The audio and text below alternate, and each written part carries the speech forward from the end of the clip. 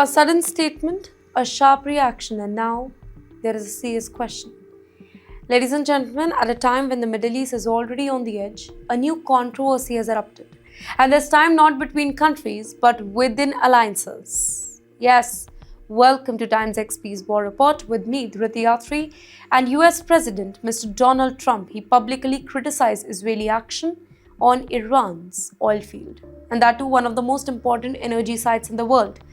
The attack reportedly caused fire and damaged parts of the facility, immediately raising the global concern here. But what makes this moment even more dramatic is not the strike, it's the reaction that followed. Trump quickly came forward saying that the United States had no prior knowledge of the operation. Can you believe that? Well, he also stressed that Qatar was not involved in any way, trying to clarify the situation after tensions escalated rapidly. And then the story took another turn. Within minutes, reports began to surface suggesting that the US official may have actually been aware of the strike in advance.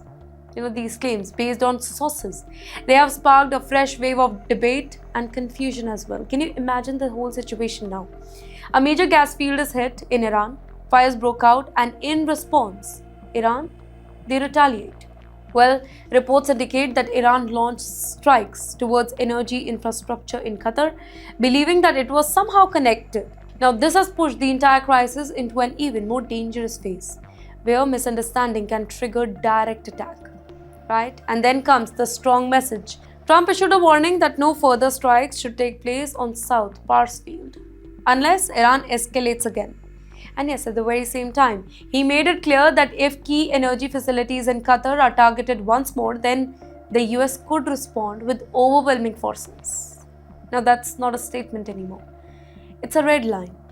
But the bigger issue that is now is trust.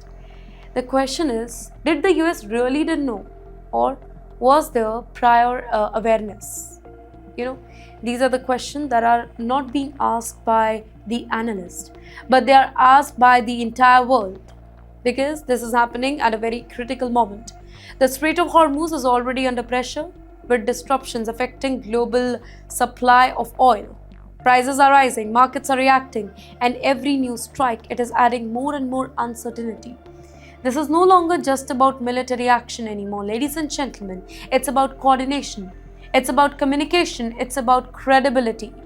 When allies, they appear divided or unclear, then the whole situation becomes even more fragile.